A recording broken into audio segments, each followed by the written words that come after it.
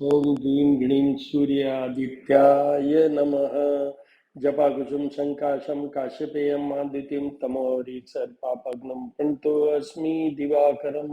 ओम सूर्याय नमः। ओम ह्रीं गणीं सूर्यादित्याय नमः। ओम ह्रीं गणीं सूर्यादित्याय नमः।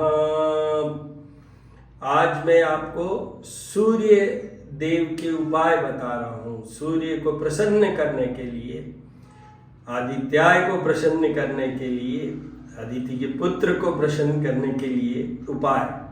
देखिए, सबसे पहले सूर्य को जल चढ़ाना चाहिए। कॉपर वेसल में जल लीजिए, उसके अंदर चावल डालिए, रोली डालिए, चंदन डालिए, हल्दी डालिए और एक दूसरी प्लेट में गुड़ ले लीजिए साथ में। और वो आप जो जल लिया है वो 3 बार में चढ़ाना है।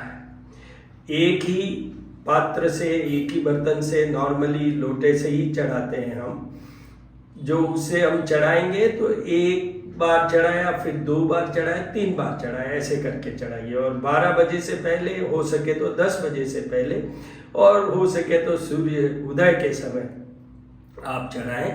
और ये इस तरीके से, अगर आपको 3 बार में वैसे चढ़ाना है तो 3 बार 3 लोटे भर के लाइए, या उसी को 3 बार भर के लाके और चढ़ाइए। This is 1। फिर साइड में गुड़ भी चढ़ाइए और इस समय आप ओम सूर्याय नमः बोलते रहें, ओम ह्रीं गणीं सूर्यादित्याय बोलते रहें। आप जो भी नॉर्मल कोर्स में ओम सूर्य देवता नमः बोलते रहें, ओम सूर्याय ऐसा बोलते रहें। ये हो गया। यहीं पे खड़े होके आपको 3 बार बोलना चाहिए। अगर संभव है, समझ सकते हैं, ठीक है, नहीं तो आप फिर बाद में YouTube से भी बजा सकते हैं। वो है ये, ओम जपाकुसुम संकाशम काश्यपेयम् आदित्यं तमोरिसर्पापग्नं प्रणतोऽस्मि दिवाकरम्। ये सूर्य का प्रचलित मंत्र है, पौराणिक मंत्र है, शास्त्रोक्त मंत्र है। इसको आप मिनिमम 3 टाइम तो बोले ही बोले। और उसके बाद में ओम आदित्याय विद्महे भास्कराय धीमहि तन्नो सूर्य प्रचोदयात्। ये सूर्य गायत्री है, तो ये भी बोलना चाहिए मिनिमम 3 टाइम्स। और फिर ओम भूर्भुवस्सुवः तत्सवितुर्वरेण्यं भर्गो देवस्य धीमहि धियो यो न प्रचोदयात्। गायत्री मंत्र है ये। वो पहले वाला सूर्य गायत्री था, ये गायत्री मंत्र है। और गायत्री का सूर्य से एकदम जुड़ाव है। और आपको बहुत लंबा हो जाएगा, पर या तो मैं सिर्फ ब्रीफ में उपाय बता रहा हूं, इसलिए समझ लीजिए। देखिए, गायत्री मंत्र में 24 वर्ड्स होते हैं, तो इसलिए सबसे पहले 24 टाइम गायत्री मंत्र पढ़ना चाहिए। आप चाहें तो 27 बार, 27 टाइम्स, और मे बी 40 टाइम, आपकी जो समय के अनुसार चाहे वैसा पढ़ लीजिए। ये आप कर लीजिए। फिर यहीं पे अगर संभव है आपके लिए, नहीं तो आप घर में जाके, ऑफिस में, कहीं भी हनुमान जी का भी हनुमान चालीसा पढ़ लीजिए, क्योंकि सूर्य की उपासना में हनुमान जी का उल्लेख होना बहुत जरूरी है, और हनुमान जी की उपासना में सूर्य का। तो इसलिए हनुमते नमः, हनुमान जी नमः, बजरंगबली नमः, पवन पुत्राय नमः, कुछ भी बोलिए, नहीं तो हनुमान चालीसा, श्री गुरु चरण सरोज रज वाला, वो पढ़ लीजिए। ये आपका एक मेजर पोर्शन पूरा हो गया।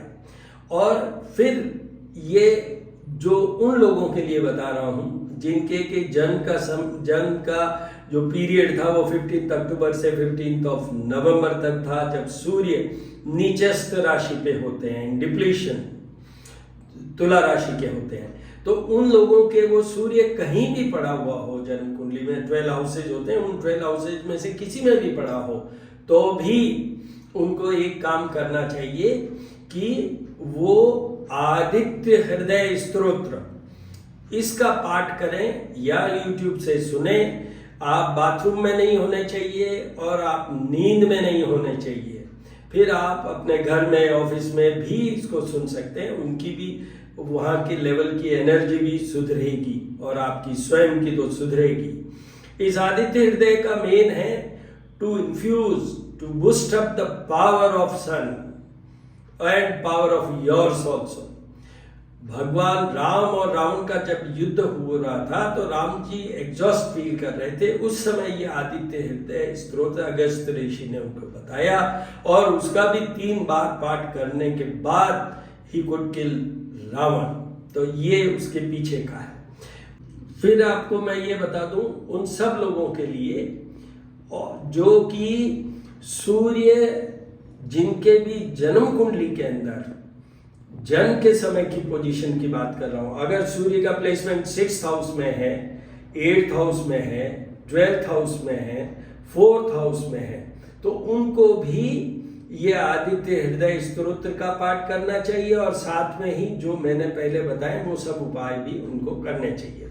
जो मैंने आपको जपा कुसुम वाला वो जो बताया था मंत्र, पौराणिक मंत्र, जिनके जन्म कुंडली के अंदर तुला राशि का सूर्य है जन्म के समय, वो और जिनके की 6th, 8th और 12th हाउस में सूर्य प्लेस्ड है out of those 12 houses of horoscope, उनके लिए, और जिनके भी गोचर में, अब मैं बात कर रहा हूं डे टू डे जो ट्रांजिट होता है सूर्य का, उसके अंदर किसी के 6th हाउस में चल रहा है सूर्य गोचर वाइज, मीन्स उस समय संचरण कर रहे हैं 6th हाउस में इन रेफरेंस टू द राशि।